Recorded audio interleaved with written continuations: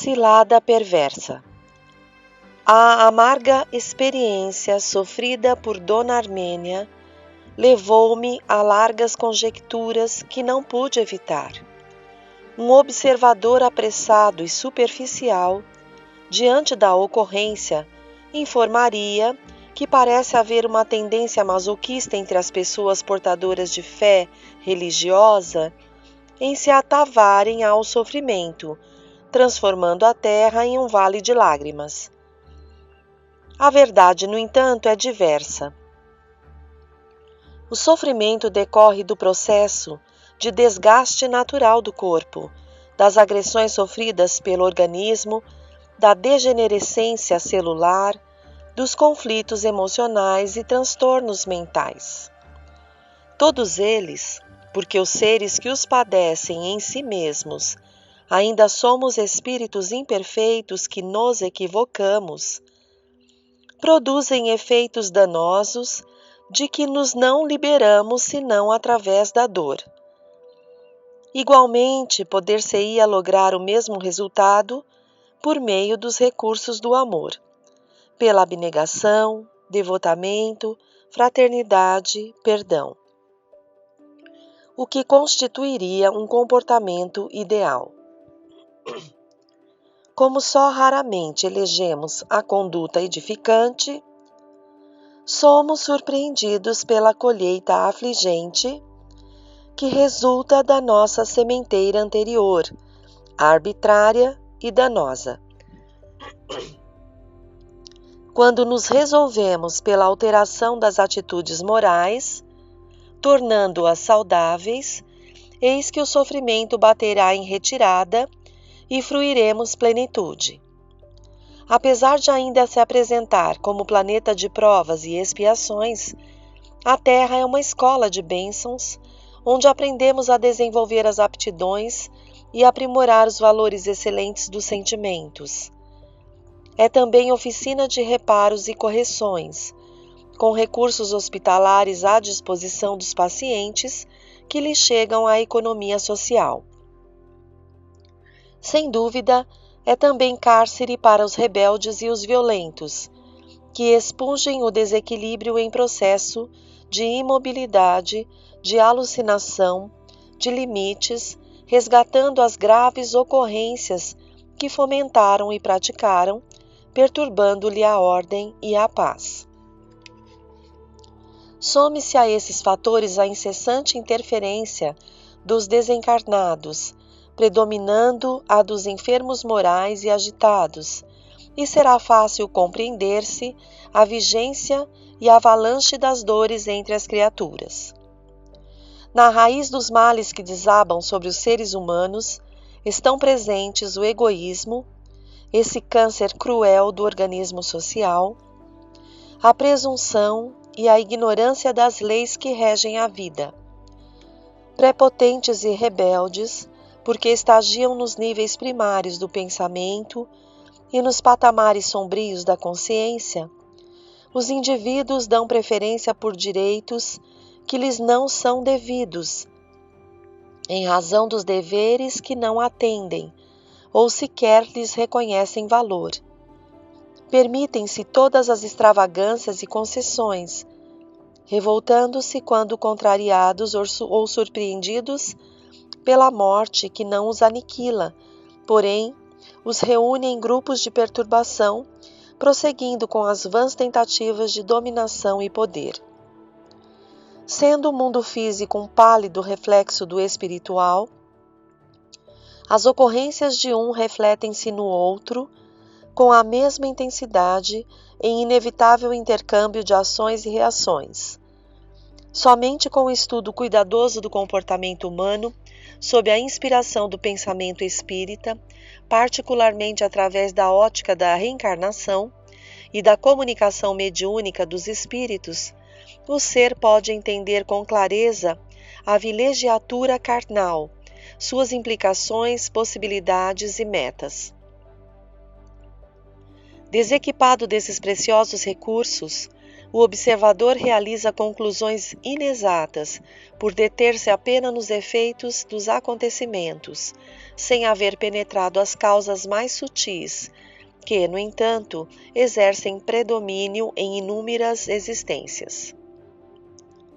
Naturalmente, enquanto o Dr. Carneiro e Vicente atendiam a médium abnegada, Fernando e nós acompanhamos o jovem ao tratamento cirúrgico, buscando impedir a interferência dos reais agentes da lamentável agressão. Logo depois vieram os benfeitores, que permaneceram no pronto-socorro, ajudando inclusive outros pacientes, já que o amor de Deus luz e ampara todos quantos se lhe fazem receptivos. Ao despertar, o esposo, agressivo e alcoólatra, vendo-se internado em hospital psiquiátrico, foi informado da ação infeliz que patrocinara e de que se recordava nebulosa, vagamente, deixando-se resvalar pela revolta a princípio, depois pelo abatimento físico e moral. Atendido na emergência e sendo cirurgiado imediatamente, Alberto teve a vida poupada, passando a convalescença algo agitada. À tarde do dia imediato, Dona Armênia teve permissão para visitar o filho, havendo deixado as crianças com a mesma dedicada vizinha que a acudira, logo que ficaram terminados os seus afazeres domésticos. O encontro entre mãe e filho foi assinalado pelas lágrimas e dores silenciosas. Após alguns instantes, a genitora interrogou: "Você já perdoou seu pai, Alberto?" O jovem sorriu canhestramente e respondeu: "Papai é um doente mais digno de compaixão e tratamento, que mesmo de perdão." "Muito bem, meu filho", redarguiu-lhe a genitora. "Ele já se encontra internado para a recuperação da saúde e confiamos em Deus que, logo mais, o teremos no lar com novas disposições de saúde mental e moral." Certamente, a cura de um vício como das graves enfermidades demanda tempo, cuidados e muito esforço pessoal.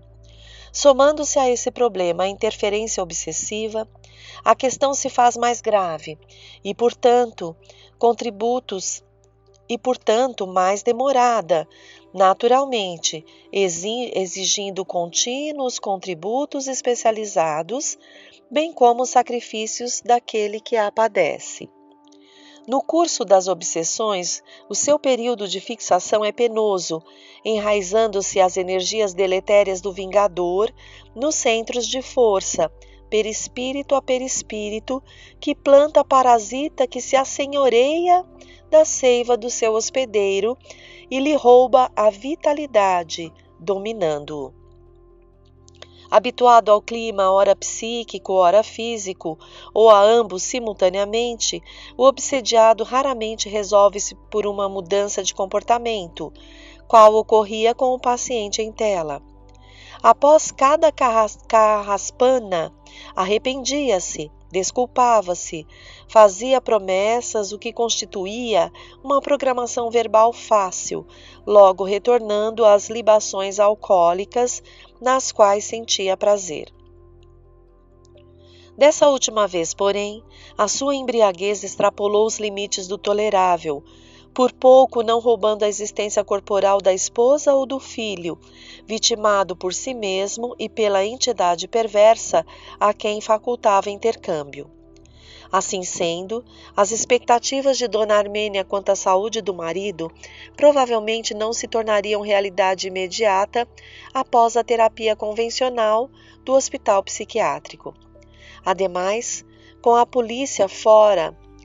a polícia fora acionada e houvesse acontecido a cena de sangue, ele necessitaria explicar-se junto às autoridades, logo recuperasse a lucidez e estivesse em condições para depor. Para a senhora sensível, esses fatos constituíam áspera provação. Percebendo que o filho experimentava desconforto motivado pelas dores da agressão, a abnegada genitora recorreu ao auxílio da enfermagem, enquanto orou em silêncio, dominada por grande unção. Vicente, que a acompanhara até ali, utilizou-se do momento e, unindo-se em pensamento de amor, aplicou no paciente energias calmantes e revitalizadoras, levando-o ao sono reparador. A mãezinha, nada mais podendo fazer, retornou ao lar, evitando visitar o marido a conselho médico, a fim de dar-lhe tempo para as necessárias reflexões. Enquanto sucediam esses pormenores, o indigitado obsessor dialogava com um amigo da mesma espécie. Na próxima oportunidade, blasonava rilhando os dentes com ferocidade, lograrei êxito que somente adiei, de modo a deliciar-me com as demoradas aflições da família. Sentindo-se projetado na malta onde se exibia, prosseguiu.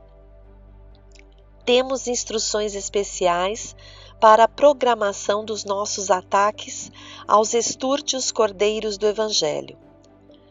E estrugiu ruidosa gargalhada com sarcasmo ao enunciar a palavra cordeiro, dando curso à arenga ridícula. Utilizar-nos-emos do relho e da brida, isto é, da violência, que irrompe inesperadamente e alcança o alvo, desarvorando a todos e fazendo lavrar o incêndio do ódio, levando tudo a arder. Ou então, sutilmente trabalharemos com seus sentimentos, despertando-os, estimulando-lhes as áreas da emoção com as quais somos afins, de modo a envolvê-los em bem urdidos planos que fomentam o prazer e logo a desgraça. Conduziremos até eles pessoas silenciosas e sem escrúpulos, que se fascinarão com as suas ideias, objetivando outros interesses, que trabalharão sob nossa indução até a eclosão de problemas perturbadores, de escândalos ruidosos, de deserções contínuas, minando as bases da sua decantada fraternidade. E não ficaremos aí, porquanto dispomos de tempo e oportunidade para levar adiante esta luta sem quartel, dela saindo vitoriosos. O soberano das trevas, superintendente pessoal desse programa, para o qual muitos de nós fomos convocados e convenientemente adestrados. Não faltará quem acredite diante da execução do nosso plano, que defronta uma alucinação, fantasias mediúnicas, perturbações e transtornos mentais, o que mais ainda nos ajudará no cumprimento do nosso dever. Quanto mais discussão acalorada, mais dúvidas e suspeitas, mais acusações recíprocas entre eles, os cordados, melhor para nós, pois que contamos com esses resultados. A união fortalece, a separação desagrega, como é sabido. Ele prosseguiu com os doestos e ameaças, enquanto permanecemos em paz, aguardando os futuros acontecimentos. Afinal, o grande desafio da evolução é a forma de enfrentar as dificuldades e superá-las.